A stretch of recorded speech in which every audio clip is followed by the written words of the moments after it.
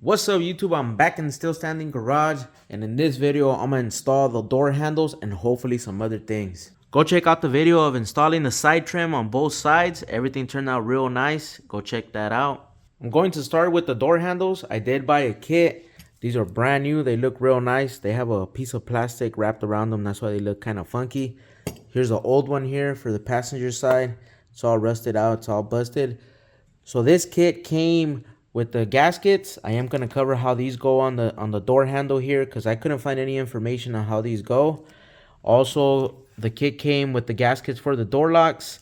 I do have brand new door locks, but I haven't decided if I'm going to put them on yet because I did get a suggestion on social media. I think it was Instagram, where they told me that I should get these polished. I did ask the polisher how much he'll charge me, and I think he said 10 bucks for all three to knock those out. So I'm not sure if I'm gonna do that yet. I'll find out by the end of this video. I'll make a decision. So these door handles come with the clip for the rod. One thing I noticed is that the rod that I have, the stock one, is too big for this. So I'm gonna have to open up that hole just a tiny bit to make it fit.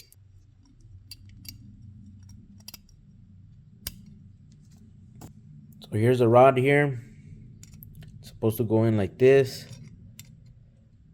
It doesn't fit, so I'm gonna have to open it up. Hopefully I'm able to slide it in there. Obviously it's gonna be a confined space. I don't know if my hands are gonna be able to fit in there to be able to slide it. So let's make this hole bigger. I don't want to put this on a vise because I don't want to start clamping on stuff and breaking stuff. So this is a 11/64 drill bit. I'm just gonna open it a little bit. Hopefully it doesn't kick and bust my hand. It's not bad.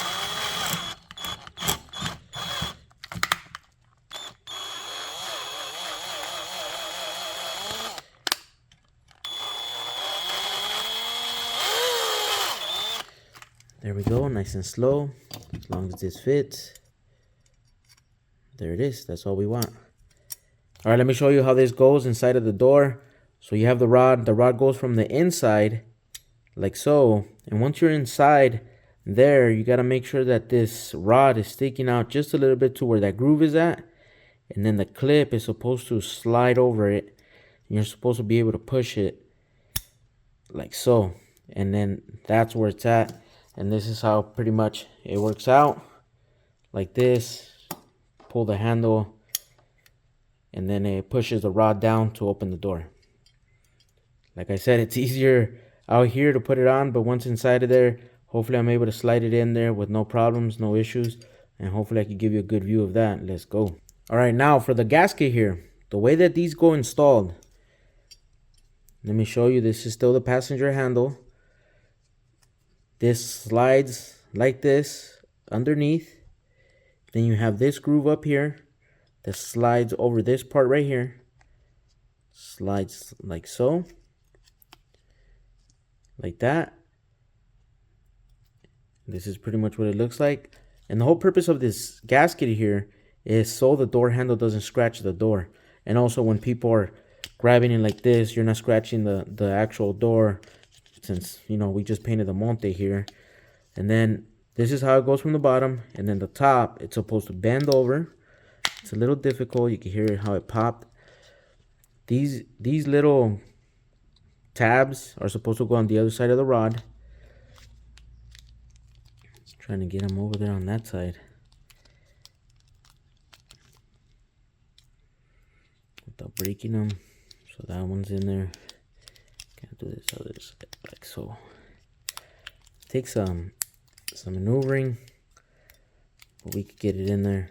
And this is pretty much how it goes. Like that. You have to put it on before you start installing it on the car. And there it is. Like that. I was looking for videos and information on how those go installed. I couldn't find anything on YouTube. There was a couple of videos, but they really didn't show exactly how they get installed. I was able to look at this one. This is the stock door handle.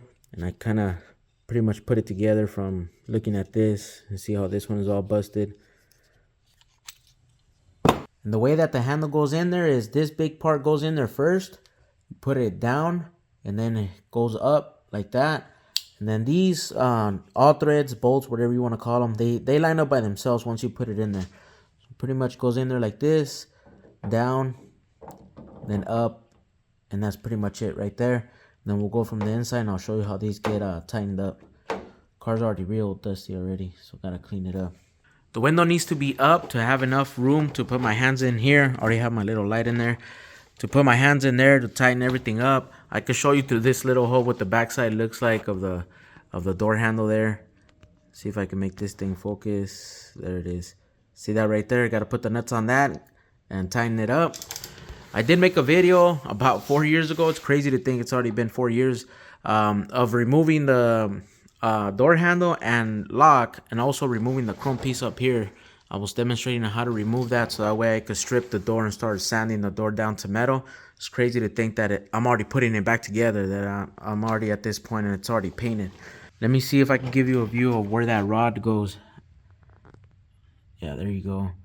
The rod goes in that hole right there first, and then it clips onto that clip that I showed you guys on the table over there.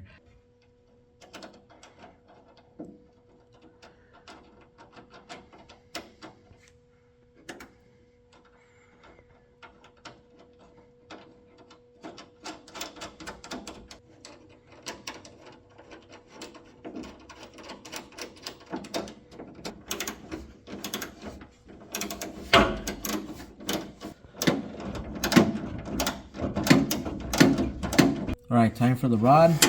Put it on the bottom first. Right there. And then I'll show you how it goes up there. I'll show you how that clips on up there. And this is pretty much what it looks like. What the rod looks like right there. Right here. It's in that bottom hole. Alright. Now we can put this in there like so. The camera is actually helping me out a lot. Once it's in there like that, then we push the clip on like that. There you go. A lot easier than what I thought it was gonna be. It's good to go. There it is. It's all installed, ready to go. Nice and rigged in. Feel really good. It doesn't have any seals in there. I don't want to slam the door. I think I need to replace the Regal's handles too, because those are really loose and these feel really good. Let's take this plastic off. Ooh, nice. Let me show you where that plastic is. See that right there? People will still be able to scratch this part of the car as they're putting their hand right there if they have any rings or anything like that, and depending how far in there they get. But if you look at that right there at the top, right, like right there, if that plastic wasn't there, the door handle would actually be hitting the door and knocking off the paint, and eventually it'll start rusting. You can see that right there. Just wanted to show you that real quick. I went ahead and I installed the driver's side handle. Everything's ready to go. Still has the plastic on there. I'm gonna leave the plastic on there because I am gonna be going in and out of the car. I took it off the passenger side, but I'll leave this one on. I had to take apart the driver's side door, the original one. I had to take off the nuts off of this one. It was still on the car, and I had to take off the rod there, the one that was inside of there, to be able to use it over here, because this is a donor door. I mentioned it before in other videos. So this door is actually completely stripped, doesn't have anything in there. I won't be able to show you, but it's completely stripped, no window, no nothing, no tracks. I have to take everything out of that one and put it in this one, but that's going to be on a later date. That handle's on there. What I want to put on now is going to be the drip rail chrome. I have that's polished too. And then the A-pillar chrome that goes here. I do need to clean the channel right here, the drip rail, because it does have some of that polish left over. Just got to wet a rag and clean that up. But I do have them over here. Here's the drip rail. Looks nice and clean, nice and shiny. What's this little string? I don't know what that is. But yeah, it looks real clean. And then here's the A-pillar here, chrome. Looks real nice.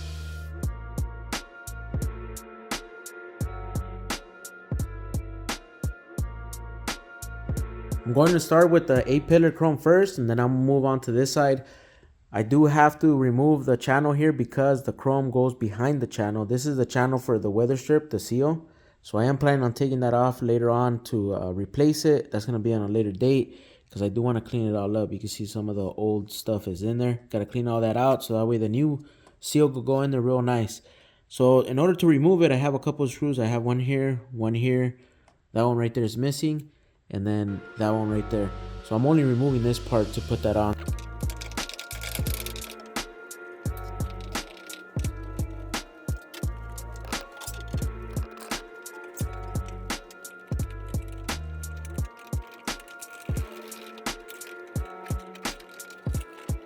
This is what it looks like.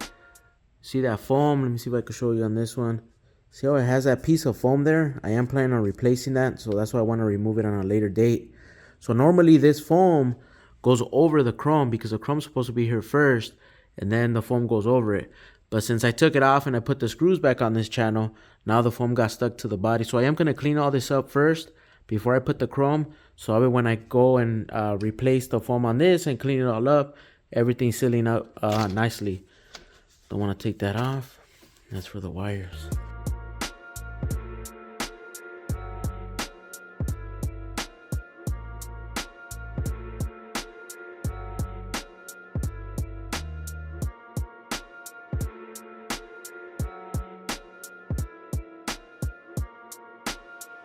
All right, it's time to install it.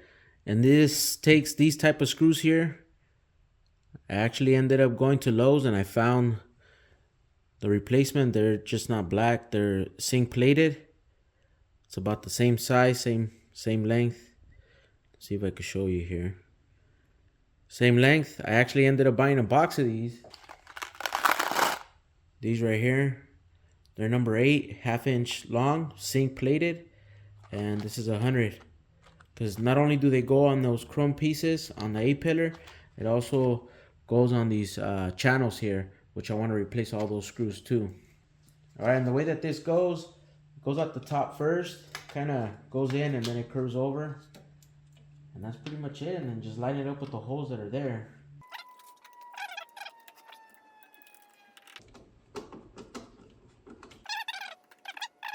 And some of these you gotta see where the holes are on the channel because it does go through this too. So for example, this one's good. This one's good.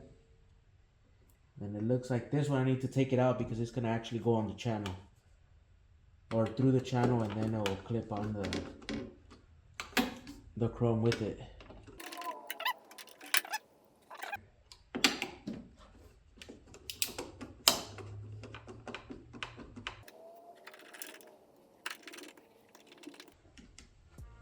Time for this one. The way that this one goes in, it slides into this one first, and then it goes in like this. It pretty much goes in like this. So let me show you. I'm gonna have to slide it over.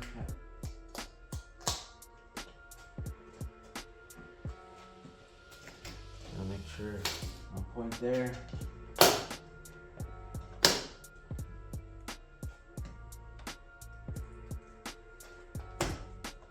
Pretty much clips around the drip rail.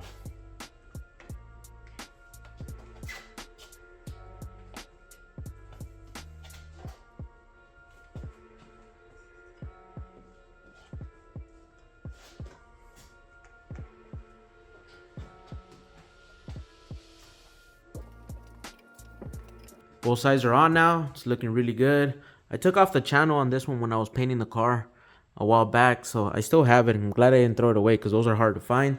Gotta clean that up and put it back on a later date, but it's ready to go. So next thing up is putting air in these tires. All 4 are low. They're all dirty, real busted. White wall's all yellow, but it's all good. I'm not gonna clean them up right now. I just want to put air in them. These tires are actually brand new. The only thing is that I gotta get that 60-gallon Husky air compressor going again. I haven't turned it on in like 2 years. So I gotta make sure everything's good with it and it actually turns on. I also have to check the 5-stage dryer over there. I think the desiccant beads are saturated, so I have to bake them. I did make a YouTube video on that, so check it out. I'll tag the card at the top right.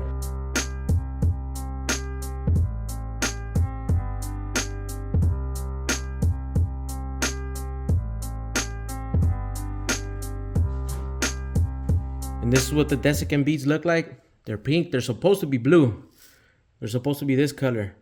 So they've been sitting in there for like 2 years without being baked or replaced. So let me bake them and I'll be right back. I'll show you how they're supposed to look. There you go. This is what they're supposed to look like. Nice and blue, ready to go.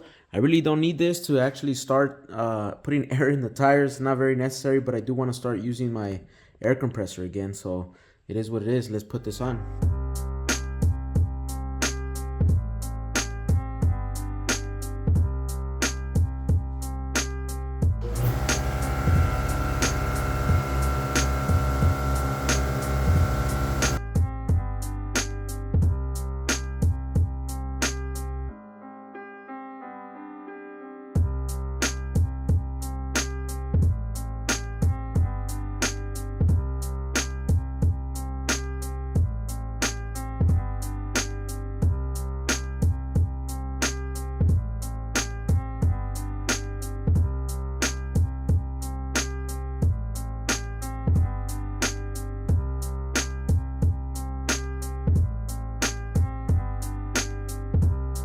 So I thought I was done installing all the trim on the outside of the car, other than the emblems that go on the fenders, the header panel, and then on the trunk lid.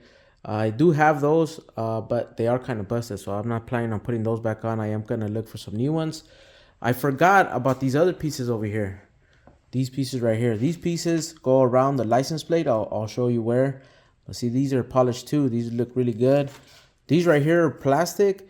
The polisher did tell me he wasn't going to guarantee that these were going to come out good because they are plastic. So I told him it was okay to go ahead and hit them up. I mean, if you look at them real close, you can see those specks there, which is, I mean, it's old, right? Unless I dip these in chrome, and there's not a lot of people around me that do plastic chrome, or at least they don't like to work on the classic cars. But see, if you look at it like this, it's fine. I mean, this isn't a show car. I'm good. And those pieces go right here in the back. The bigger piece goes on top right here, and it hooks from the inside of the trunk lid. Goes there. Those two little pieces, one goes right here, and then the other one where those two holes are at. And then the piece that I'm missing is the piece that goes right here on the bumper. I did see it on eBay. I think it was going for 175 or 200 bucks just for that little piece right there. I mean, I don't need it right now, so it's all good. I mean, it'll be good to have the whole thing complete because I do have the rest of the parts for the car. Just that little piece right there is missing. I'll wait on it. So let's put these on.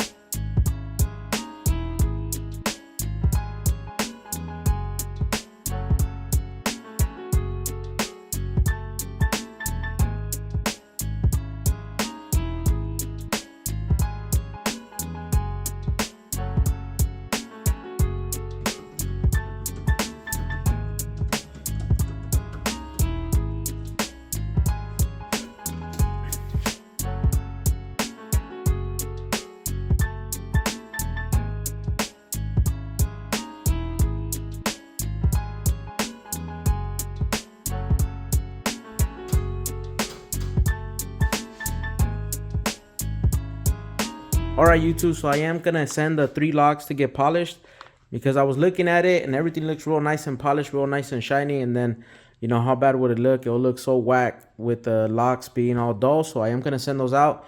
I'm also gonna ask him to give me a price on these, on the sill plates, see how much he charges me to do both, to polish them, because I know I could get them on OPGI or any other website, even eBay, for like 110 bucks for the pair, brand new chrome. But if he charges me, like, let's say 20 bucks each, like, why not? I'll leave them right there. I'm going to leave the locks. I'm also planning or thinking, actually, if I should send the windshield wipers. I know I could get these brand new, the actual wipers themselves, but the arm, I want to see if I could get them. If it's cheaper to buy them than it would be to polish them, then I'll just buy them, because everything else could be polished, but this white part right here, it's going to be all busted. It's going to be all nasty. But we'll find out. So we'll see. Let's keep it moving. G-Body's still standing.